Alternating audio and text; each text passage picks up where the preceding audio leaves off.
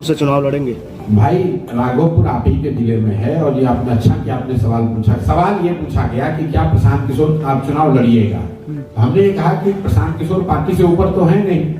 अगर दल के साथी तय करते हैं कि हमें चुनाव लड़ना है तो मैं भी चुनाव लड़ूंगा, इसमें कोई दिक्कत नहीं है।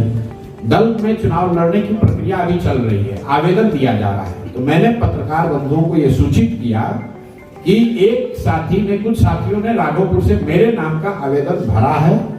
ये तय नहीं हुआ है कि मैं लड़ूंगा क्या नहीं लड़ूंगा, लेकिन कुछ साथियों ने वहां से आवेदन भरा है कि आप आइए और राघोपुर से चुनाव लड़िए।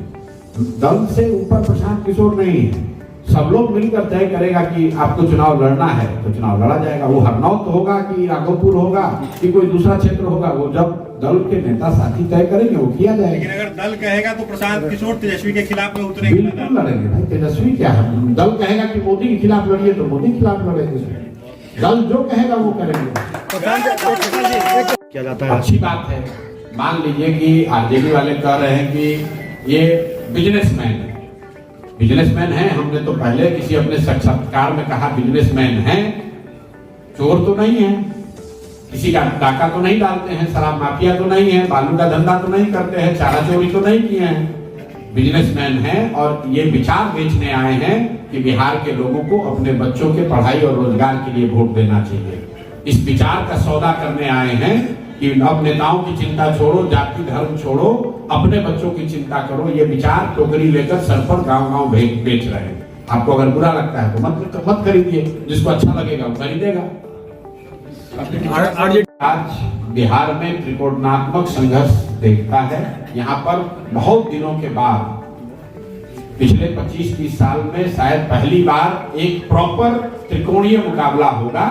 जिसको जनता आशीर्वाद दे वो जीतेगा, लेकिन प्रॉपर त्रिकोणीय मुकाबला हर सीट पर होगा 243 के 243 में, जिसमें एक और एनडीए है, एक और आरजेडी इंडिया अलायंस है और एक और जनसुराज है। पहले जनसुराज के लोगों में सिर्फ या लिख के दे देते हैं। अब कोई भी सरकार बनेगी, किसी की सरकार बनेगी, नीतीश कुमार मुख्यमंत्री नहीं बनेंगे।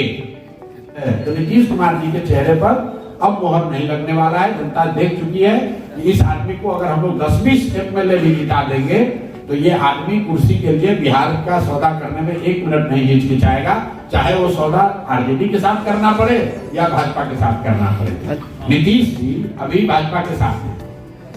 आपने कभी सुना कि उन्होंने कहा कि हम भाजपा, लोग का देश की मीडिया बता रही है कि नीतीश जी के समर्थन से ही देश की सरकार चल रही है। नीतीश जी ने कभी ये कहा कि बिहार में चीनी मिल चालू होगा तब हम समर्थन देंगे, या बिहार के हर राज्य में एक फैक्ट्री लगा दे केंद्र सरकार तब हम समर्थन देंगे?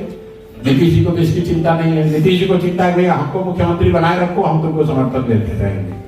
तो ये बात जनता भी देख रही है ना भाई, कि आपको अपनी कुर्सी को छोड़कर किसी की चिंता नहीं है, तो जनता भी चुनाव में आपकी चिंता नहीं करेगी।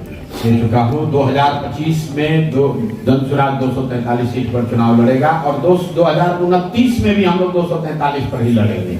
न चुनाव से पहले समझौता, न चुनाव के बाद में समझौता। आपको घबराहट हो सकती है, प्रशांत किशोर को कोई घबराहट नहीं है। हमने यहाँ कहा है कि जब तक इसको नहीं सुधारेंगे, चाहे 10 साल लगे, 15 साल लगे, हमने अपना जीवन इसके लिए समर्पित किया है। मुझे कोई घबराहट नहीं है और मुझे इसको ऐसे ही करना है। जिसको अच्छा लगेगा वो साथ में रहेगा, जिसको अच्छा न लगे वो जा सकता है। मेरा अपना प्रयास, जब तक मैं इसको चला रहा हूँ, जब तक हमारे शरीर में बल है, मैं बिहार को सुधारने के लिए जो प्रयास शुरू किया है, इसमें कोई समझौता ना आगे पहले अभी तक हुआ है ना आगे होगा। अब अगर हम समझौता कर लेंगे, दलों से गठबंधन कर लेंगे, तो सुधार की बात ही क्या रह जाएगी? फिर नीतीश कुमार में और जनसुराज में फर्क क्या है? फिर राजद और हम में फर्क क्या है? और भाजपा और हम में क्या फर्क? अगर हम समझौता ही कर लेंगे तो हमारी दशा भी वही होगी जो दूसरों। आप इतने पत्रकार हैं, आप बताइए कहाँ शराबबंदी लागू है? आप लोग रोज पूछ रहे हैं कि शराबबंदी हटा पर क्या निर्णय होगा। भाई शराबबंदी लागू हो तब तो हटाने की बात है, शराबबंदी नहीं लागू है। शराबबंदी के नाम पर शराब की दुकान बंद है, होम डिलीवरी हो रही है। तो जनसुराज का मत है कि अगर जनसुराज की सरकार बनती है तो 1 घंटे के अंदर इस ढकोसला वाले शराबबंदी को हम लोग बंद कर देंगे, हटा देंगे, क्योंकि इससे कोई फायदा नहीं है।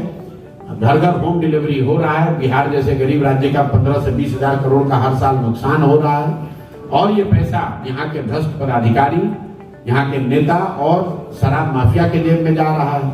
और जिन महिलाओं के, जिन गरीबों के नाम पर शराबबंदी लागू की गई है, आज 1 लाख से ज्यादा लोग जो जेल में बंद हैं शराबबंदी कानून के तहत, वो तो ज्यादातर लोग गरीब, अति पिछड़ा, दलित समाज के लोग हैं, मुस्लिम समाज के लोग हैं। उनकी सुध तो कोई नहीं ले रहा है।